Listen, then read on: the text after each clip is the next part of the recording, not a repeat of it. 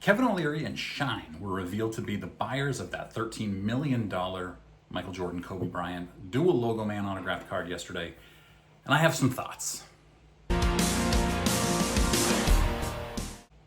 Hey, it's Mike. Thanks for tuning back in.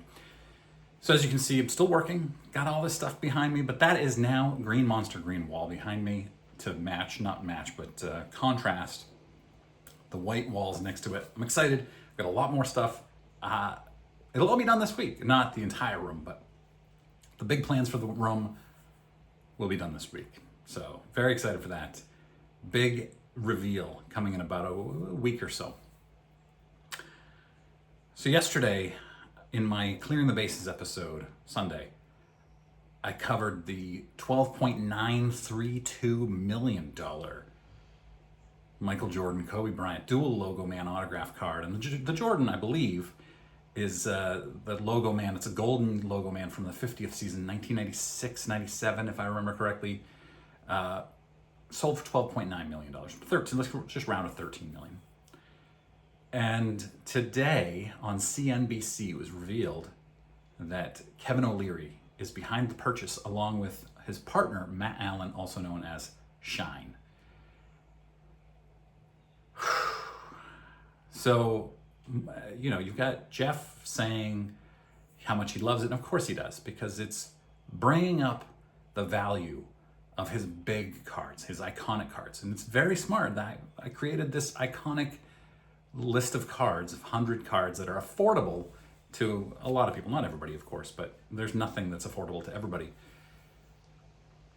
And you continue to only hear about the boom in sports cards. And you're never going to hear the people who are in charge of this type of thing and own these companies that have a lot invested in the sports card world talking about the downsides of the sports card world, because it hurts them. Only 1% of the sports card world is this outrageously valuable stuff.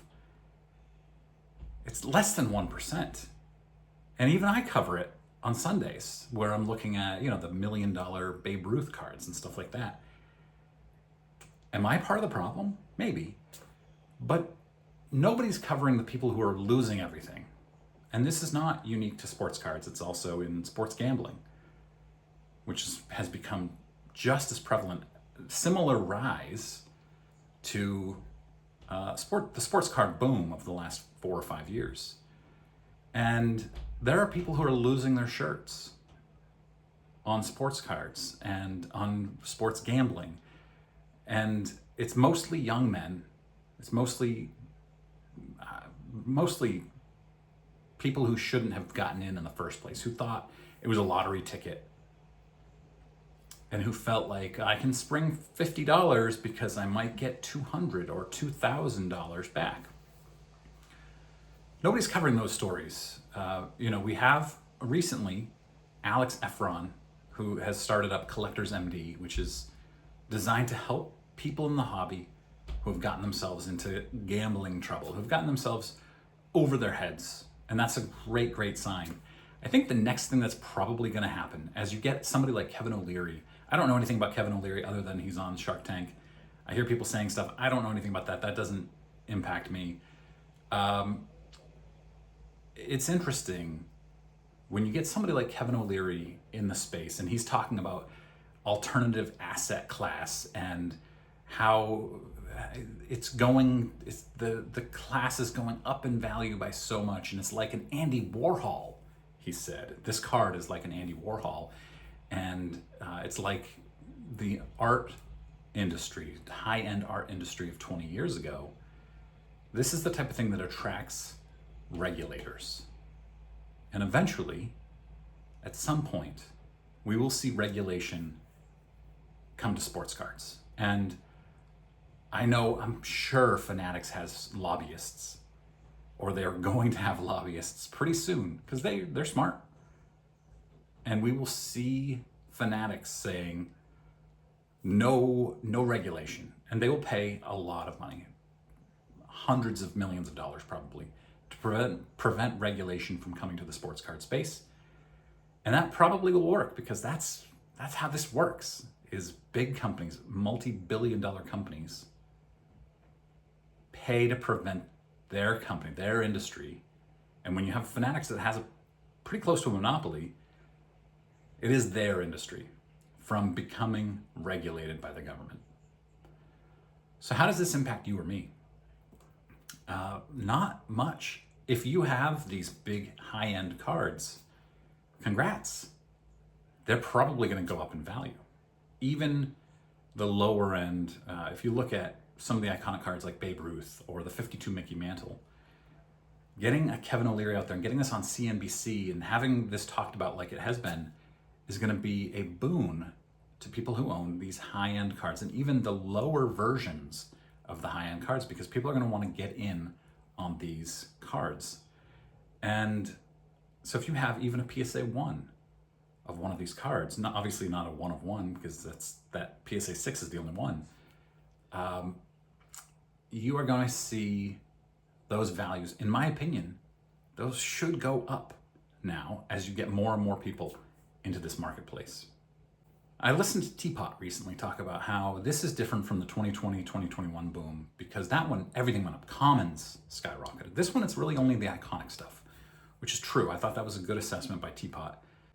If you were collecting and you stopped collecting and you had these iconic cards, you're golden. You are in a great place because your cards are going to appreciate in all likelihood based on this news.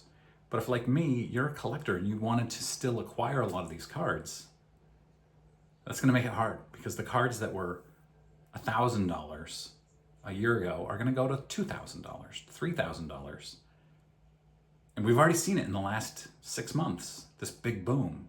And it's not sustainable in all likelihood, except maybe on these very high-end ones. But it'll be very interesting to see what happens when a recession hits. And a recession eventually hits, they always do. I don't know when, I have no idea when it might. I'm not an economist.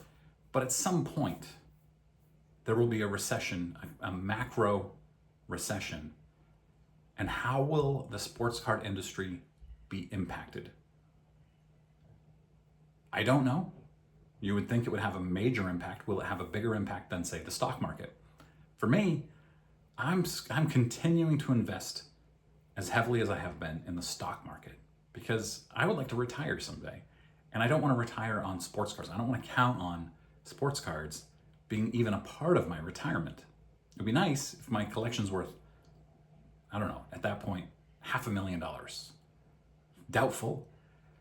But I don't want to have that. I would prefer to have it just as a collection and not necessarily an asset. Although I know they are assets. Trust me, I know. But I continue to put as much of my money and my family's money into the stock market. Reliable, trustworthy returns over time. And I'm not planning on retiring. So some of you are going to comment, well, the recession could happen. Yes, it could happen anytime. But I'm not planning on retiring for 20 plus years. I want to know your thoughts. Let me know what you think in comments about somebody like Kevin O'Leary getting in on the action, partnering with Matt Allen or Shine. And interestingly, Kevin O'Leary talked about how, I might have misunderstood this. He either said that this one card is going to be worth 5% of his alternative asset portfolio, or he said that this card would be worth 5% of his total portfolio. I think he said alternative asset portfolio, which is crazy. $13 million card. I guess that makes sense. If he's a billionaire, I don't know. Is he a billionaire? I think he is. Man, it's let me know. Do you think it's good that Kevin O'Leary has gotten into this space and he's now pumping it, which is what he's doing? He wants the card to go up. Let me know what you think, what your thoughts are. I appreciate you guys watching. I'll see you all soon.